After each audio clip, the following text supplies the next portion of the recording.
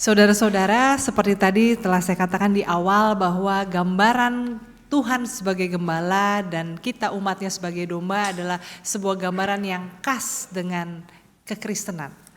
Bahkan sejauh yang saya tahu rasanya hanya umat Kristen yang mengidentikan dirinya dengan hewan tertentu dalam relasinya dengan Tuhan.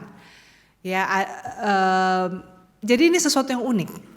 Nah, tapi bagaimana kita memahaminya, apalagi kita ini orang-orang yang hidup di kota, yang jauh dari urusan mengurus hewan ternak, kambing, domba, atau mungkin ayam dan sebagainya. Saudara-saudara, bagaimana kita memahaminya? Nah, saudara-saudara, pengajaran Tuhan Yesus ini sendiri ketika disampaikan bahwa akulah gembala yang baik, aku mengenal domba-dombaku, aku juga peduli dengan domba-domba dari kandang yang lain. Bapak Ibu saudara-saudara, hal ini ketika awal disampaikan ke para pendengarnya, termasuk juga kedengaran oleh orang-orang yang pembencinya tapi tidak mau mendengarkan tapi nguping. Saudara-saudara, ini menimbulkan pertentangan. Di ayat yang ke-19 dalam Injil Yohanes tadi dikatakan lalu timbul lagi pertentangan di antara orang-orang Yahudi karena perkataan itu. Banyak di antara mereka yang berkata ia kerasukan setan dan gila. Nah saudara-saudara, sejak awal gambaran Tuhan dirinya sebagai gembala dan orang itu sebagai umat, ini orang ini delusional, ngaco. Orang ini kayaknya kerasukan setan, ngomongnya kok ngaco. Dan saudara-saudara bahkan di ayat yang ke-24 sampai ke-27 ketika Tuhan Yesus ada di Yerusalem, orang-orang Yahudi menghampiri dia dan meminta keterangan, penjelasan dari dia. Di ayat yang ke-25 Yesus menjawab mereka, aku telah mengatakannya kepada kamu tetapi kamu tidak percaya. Pekerjaan-pekerjaan yang kulakukan dalam nama Bapakku itulah yang memberi kesaksian tentang aku, tetapi kamu tidak percaya karena kamu tidak termasuk domba-dombaku. Domba-dombaku itu yang bagaimana? Domba-dombaku mendengarkan suaraku, aku mengenal mereka dan mereka mengikut aku. Nah, saudara-saudara, bagaimana dengan kita? Apakah kita termasuk domba-domba Tuhan yang mengenal, dikenal, Tuhan pasti kenal sih, mengenal Tuhan dan mengikut perintahnya. Nah, saudara-saudara, gambaran Tuhan Yesus juga tentang gembala yang baik, gembala yang memberikan nyawanya untuk domba-dombanya juga sesuatu yang menimbulkan pertanyaan setidaknya bagi saya. Karena bukankah seorang gembala atau orang yang beternak domba, menernak domba itu untuk suatu saat akan dipotong. Domba itu akan dibantai. Nah jadi kenapa ketika ada serigala yang mau memangsa dombanya, nyawa si gembala itu menjadi tidak penting daripada menyelamatkan nyawa dombanya yang juga suatu saat akan dibantai. Mungkin tidak lama lagi, sesudah cukup gemuk akan dibawa ke pasar, ditimbang, dijual dan oleh pembelinya akan dibantai untuk dimakan. Bukankah ini sebuah tindakan yang sia-sia untuk mengorbankan nyawa untuk domba yang pada akhirnya tidak lama lagi akan dibantai. Bukankah gembala ini seharusnya punya keluarga yang akan sangat kehilangan kalau dia mati diterkam serigala gara-gara mau melindungi dombanya. Nah saudara-saudara, di sini kita melihat bahwa ketika kita bicara tentang relasi kita dengan Tuhan, memang itu bukan soal kalkulasi. Karena Tuhan pun tidak berkalkulasi dalam relasinya dengan kita. Karena kalau hitung-hitungan dengan kita sebagai manusia, tentu lebih banyak ruginya berurusan dengan kita sebagai manusia yang suka keras kepala, yang suka maunya sendiri, yang suka mencari pembenaran atas dosa-dosa kita. Tetapi kasih Tuhan, pemeliharaan Tuhan, pengorbanan Tuhan untuk keselamatan kita itu di luar kalkulasi. Maka saudara-saudara, beriman dalam relasi kita dengan Tuhan, dalam pengenalan kita dengan Tuhan juga bukan ketika kita sudah paham, ketika pengetahuan itu menjadi sempurna dan kita 100% paham tentang siapa Tuhan, bagaimana rencana Tuhan baru kita mau percaya.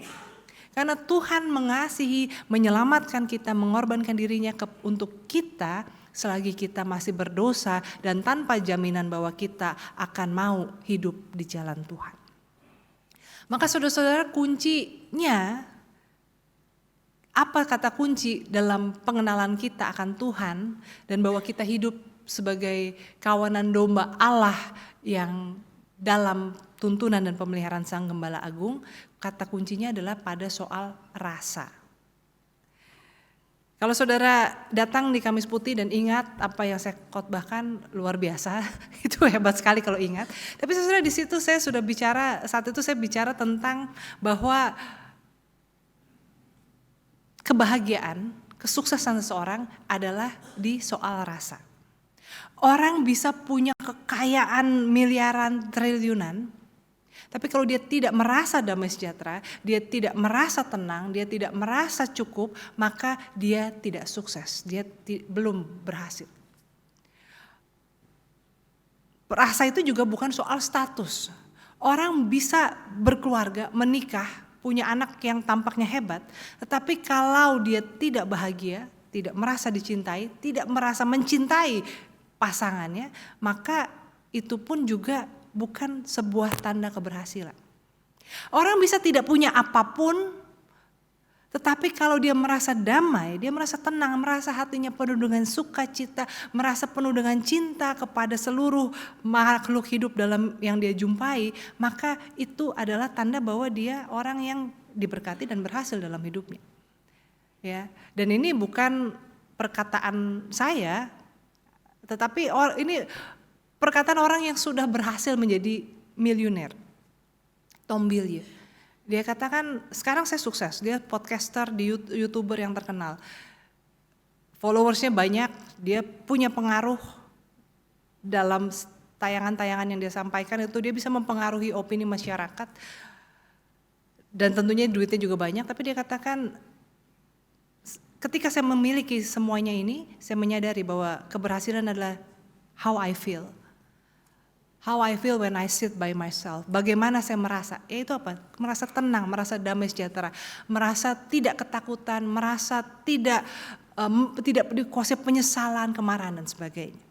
Nah, maka saudara-saudara, kalau kita bicara dalam relasi kita dengan Tuhan, domba dan Sang Gembala, saudara-saudara, bukankah hewan itu juga ketika dia dipelihara, saudara kalau punya hewan peliharaan, mereka itu mungkin tidak paham dari mana asalnya, kenapa kita memelihara mereka, apa rencana-rencana kita buat mereka, apakah kita punya cukup uang untuk membiayai makan mereka dan sebagainya. Tapi ketika mereka merasa disayang oleh pemiliknya, merasa dilindungi, merasa dipelihara, merasa disediakan makanan, maka dia akan merasa tenang.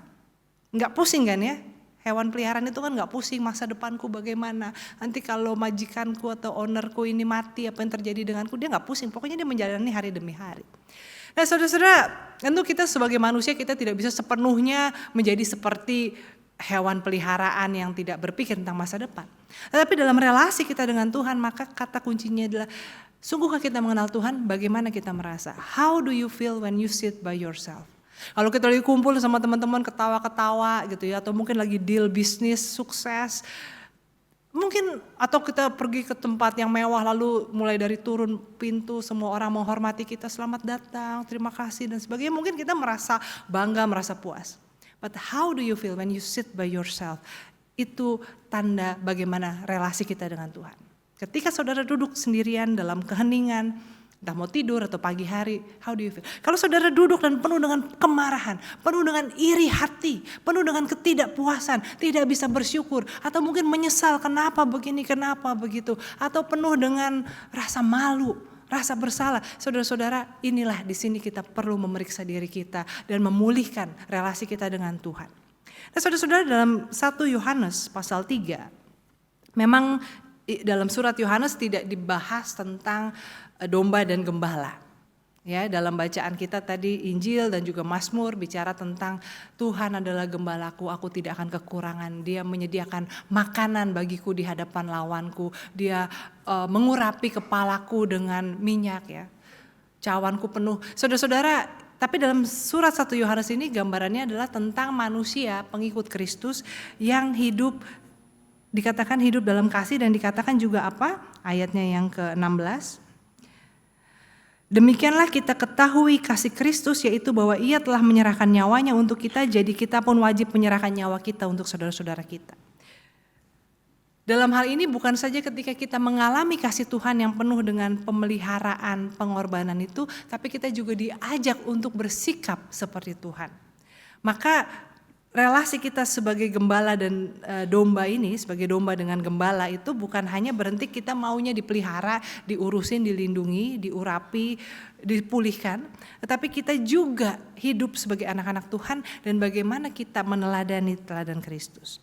Nah, ini saya mau mengkaitkan dua dimensi ini ya saudara-saudara, dimensi kita sebagai domba yang dalam rasa dipelihara, rasa tenang, rasa aman, rasa percaya bahwa Tuhan menyediakan, kita gak usah pusing, tapi juga bagaimana kita secara aktif, bukan hanya menerima, diurusin, tapi kita juga secara aktif berada meniru teladan Kristus, bagaimana Kristus mengasihi. Nah, di sini ada 3 hal dalam surat Yohanes yang menjadi tanda bagaimana orang itu mengalami relasi dengan Tuhan. Yang pertama adalah ketika saudara-saudara, saya mau lihat mulai dari ayat yang ke-19 dulu. Di sini dikatakan, demikianlah kita ketahui bahwa kita berasal dari kebenaran, demikian pula kita boleh menenangkan hati kita di hadapan Allah, sebab jika kita dituduh olehnya, Allah adalah lebih besar daripada hati kita serta mengetahui segala sesuatu. Apa maksudnya? Saudara-saudara, maksudnya adalah ketika hati nurani kita, our mental thoughts, our inner voice, ada dong ya, saudara-saudara kan punya ya suara dalam otak kita, dalam kepala kita yang bilang, aduh bodoh sekali kamu salah, aduh udah deh saya capek deh sama dirimu gitu ya, yaitu diri kita sendiri. Atau yang mungkin tidak bicara persis seperti itu secara aktif, tapi ketika kita punya self concept bahwa kita ini tidak layak untuk dikasihi, kita ini orang yang cemar, kita ini orang yang menyebalkan, tidak ada orang yang peduli sama kita. Saudara, self-talk, self-concept seperti ini adalah bagian dari hati nurani kita yang menuduh kita. Tapi di sini dikatakan bahwa kalau kita, ini yang kita ketahui, kalau kita telah beroleh kebenaran, kita tahu bahwa Tuhan lebih besar daripada self-talk kita, daripada hati nurani kita, daripada rasa bersalah kita, daripada penyesalan-penyesalan kita. Nah, saudara-saudara, di sini ini yang pertama. Tanda bahwa kita hidup sebagai domba yang merasa Tuhan memelihara kita, Tuhan mengasihi kita, Tuhan berkorban untuk kita adalah bahwa Tuhan lebih besar daripada hati nurani kita. Jadi kalau ada di antara kita yang berpikir bahwa kita ini orang yang tidak layak, saudara-saudara, kita perlu diubahkan. Nah, tapi seringkali orang itu ekstrimnya gini, antara merasa undeserving, merasa sebagai orang yang tidak layak, atau sebaliknya orang yang entitled, orang yang merasa berhak. Nah, orang yang undeserving ini adalah orang yang mungkin rendah diri. Walaupun rendah diri ini bisa jadi muncul dalam kesan yang kayaknya sombong, gak mau kalah, tapi sebetulnya dia merasa rendah diri, insecure, merasa tidak layak. Kalau orang tahu masa lalu saya, kalau orang tahu sifat buruk saya, gak ada yang mau berteman dengan saya. Saya sangat buruk, undeserving. Tapi ada juga orang-orang yang entitled, merasa bahwa dunia ini Tuhan itu berhutang sama dia. Semuanya harus baik, harus mulus, harus mudah. Nah, bukan ini. Anak Tuhan bukan yang undeserving, merasa berdosa, merasa hina, tidak layak. Bukan juga yang entitled, merasa anak raja dan merasa semua itu harus sesuai dengan kemauannya. Tetapi apa? Accepted. Orang yang merasa diterima. Accepted. Bukan karena dia selalu baik, tapi dalam segala kelemahannya, dalam segala kekurangannya, dia diterima apa adanya. Tuhan lebih besar daripada hati nurani kita. Nah, saudara, accepted ini, feeling accepted, penerimaan acceptance ini adalah bentuk bagaimana kita bisa berdamai dengan masa lalu kita. Bagaimana kita bisa mengasihi diri sendiri. Karena kalau kita tidak mengasihi diri kita, kita tidak bisa mengasihi orang lain. Sekalipun kita mungkin bisa berbuat baik, kita bisa berkata-kata manis pada orang lain, tetapi kalau itu tidak datang dari diri yang sudah dipulihkan dan merasa diterima sebagaimana adanya dalam seutuh-utuhnya, maka bahkan upaya kita mengasihi orang lain itu akan muncul dengan cara-cara yang tidak baik. Mungkin cara yang posesif, controlling, atau mungkin cara yang abusive dan sebagainya. Maka kita perlu untuk sampai pada perasaan diterima seutuh-utuhnya. Yang kedua, saudara-saudara, dikatakan dalam 1 Yohanes ini, Ayat 21, jikalau hati kita tidak menuduh kita, maka kita mempunyai keberanian percaya untuk mendekati Allah. Dan ayat 22, apa saja yang kita minta, kita memperoleh daripadanya. Karena kita menuruti segala perintahnya dan berbuat apa yang berkenan kepadanya. Maka saudara, yang kedua adalah tanda bahwa kita hidup sebagai domba-domba yang dipelihara oleh Allah adalah ada keberanian untuk mendekat kepada Allah. Keberanian di sini, saudara, ini saya ada cerita, ada orang yang pernah bercerita kepada saya bahwa di masa mudanya dia pernah sangat marah sama orang tuanya. Marah, pokoknya kayaknya benci banget deh. Rasanya kayaknya, pokoknya kecewa, sakit hati dan sebagainya. Dalam masa-masa ini dia pernah bermimpi. Dan dalam mimpinya Tuhan menampakkan diri, entah mungkin bentuknya seperti apa, tapi pokoknya dia berjumpa dengan Tuhan dan Tuhan katakan gini, sebutkan perintah hukum Taurat yang kelima dan apapun yang kamu minta akan diberikan. Dia gak bisa. Apa hukum Taurat yang kelima? Hormatilah orang tuamu supaya panjang usiamu ya. Saudara, bukannya tidak tahu, tapi tidak ada keberanian untuk mengucapkan karena ada perasaan bersalah, karena kemarahan ya. Walaupun mungkin ya anak marah sama orang tua bukan selalu berarti anak yang salah, tapi kemarahan kemudian dia tahu ini membuat dia tidak berani untuk berkata karena dia tahu dia tidak bisa menghormati orang tuanya seperti perintah Tuhan. Maka keberanian untuk mendekat kepada Tuhan ini menandakan bahwa kita sudah hidup sesuai dengan kehendak Tuhan. Maka dikatakan kalau kamu berani mendekat Tuhan, minta apa saja kita akan peroleh daripadanya karena kita menuruti segala perintahnya. Jadi ini lingkaran ya saudara-saudara ya, yang mana duluan gak tahu tapi tiga-tiganya harus ada. Antara kita berani karena kita sudah menuruti perintah Tuhan dan kita bisa meminta apa saja dari Tuhan dan kita akan menerimanya karena kita menuruti firman Tuhan. Jadi jangan cuma dipakai ambil ayatnya apa saja yang kita minta kita memperoleh daripadanya. Cuma ayat 22a. Tetapi ada keberanian karena kita sudah hidup sesuai dengan kehendak Tuhan, sudah hidup berdamai dengan Tuhan dan dengan sesama, maka kita berani dan dalam permintaan kita, dalam doa-doa kita, dalam permohonan kita, kita telah hidup menuruti kehendak Tuhan. Ini yang kedua tentang hidup sebagai domba. Ya, ini yang pertama tadi acceptance, perasaan diterima. Yang kedua adalah keberanian karena kita sudah hidup sesuai dengan kehendak Tuhan. Dan yang ketiga saudara-saudara adalah, ini kita mundur ke ayat yang ke-16, ayat 16 dan 17 ya. Karena Kristus sudah menyerahkan nyawanya untuk kita, kita juga wajib menyerahkan nyawa kita untuk saudara kita. Ayat 17, barang siapa mempunyai harta duniawi melihat saudaranya menderita kekurangan tapi menutup pintu hatinya, bagaimana kasih Allah dapat tetap dalam dirinya? Maka marilah kita mengasihi bukan dengan perkataan atau dengan lidah, tapi dengan perbuatan dan dalam kebenaran. Saudara-saudara, maka yang ketiga dalam hidup kita sebagai kawanan domba Allah adalah bagaimana kita mewujudkan dalam kasih kita kepada sesama. Saudara-saudara, Tuhan bilang bahkan nyawa pun kita harusnya berikan, tapi boro-boro ya nyawa ya. Duit aja susah. Kita mungkin mau berbagi sama orang yang kita suka, orang yang kita sayang. Tapi kalau orang yang tidak kita kenal atau bahkan mungkin orang yang menyebalkan atau mungkin orang yang selama ini jahat sama kita lalu sekarang dia lagi butuh, kita mesti nolong dia, rasanya malas gitu ya.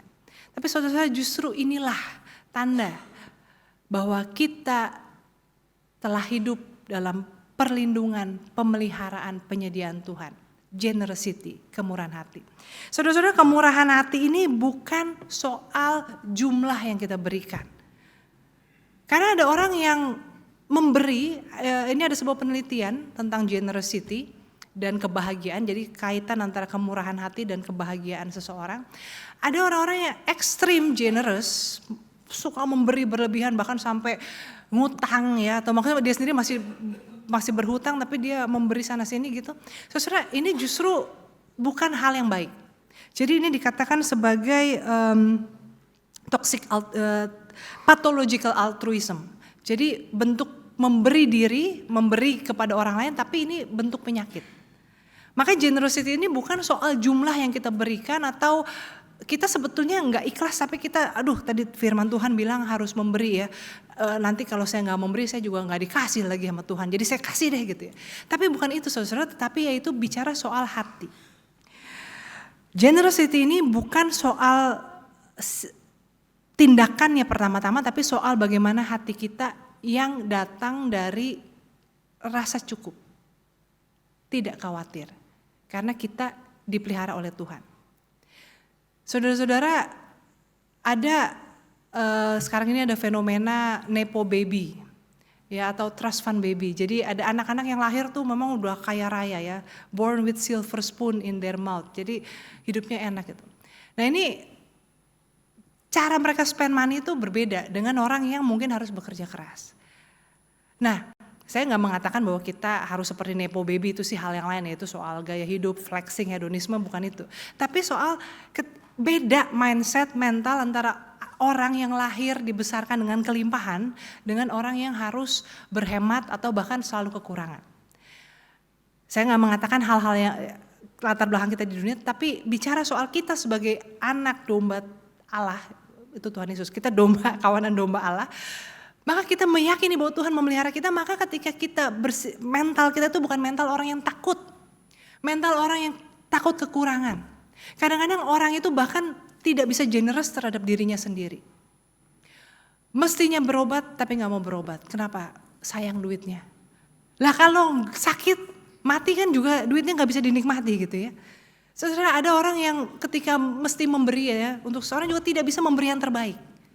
Ya mau neraktir orang, cari ini voucher kupon, cari yang diskon, ya nggak apa-apa sih, nggak apa-apa juga, bukan nggak apa-apa, tapi ini lebih soal bahkan ketika mau berbagi lagi ada sukacita pun tidak ada ruang untuk sedikit bermurah hati. Ini saya nggak bicara soal jumlah atau bicara soal financial management, bukan itu, tapi soal mental kita.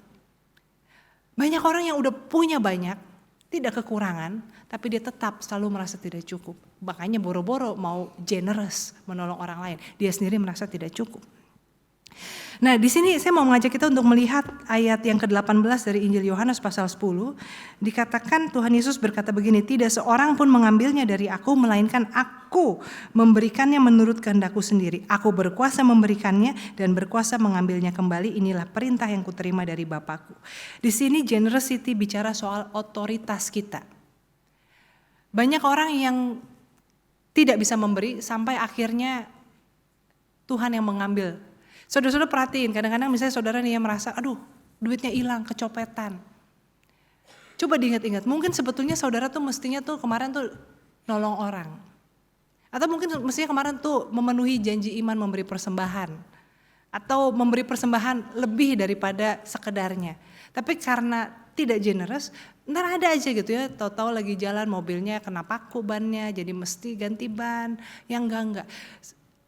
Ketika kita tidak punya otoritas untuk memberi, kadang-kadang Tuhan membiarkan hidup mengambil sesuatu dari kita.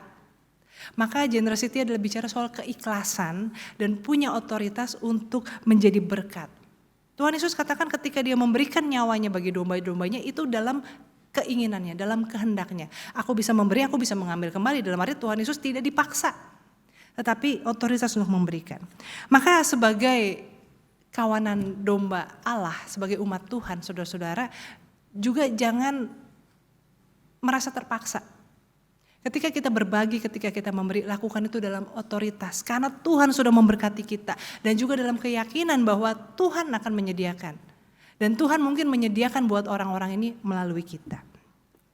Dan saudara-saudara, tadi buku yang saya katakan generosity dan happiness itu, maka menurut penelitian itu orang-orang yang murah hati, itu biasanya memang tingkat kesehatan, bukan cuma kebahagiaan, kesehatan fisiknya pun lebih baik.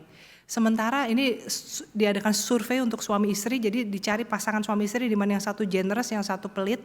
Ya, yang menarik itu adalah biasanya pasangan yang generous itu lebih sehat, sementara yang pelit, yang suka marah-marah soal duit, itu malah justru biasanya banyak penyakitnya.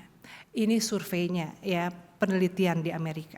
Nah, saudara, maka hidup ini singkat dan Tuhan sudah menebus hidup kita, menyelamatkan, menyediakan apa yang kita butuhkan. Maka hiduplah sebagai kawanan domba Allah tadi yang pertama. Feel accepted, merasa feeling accepted.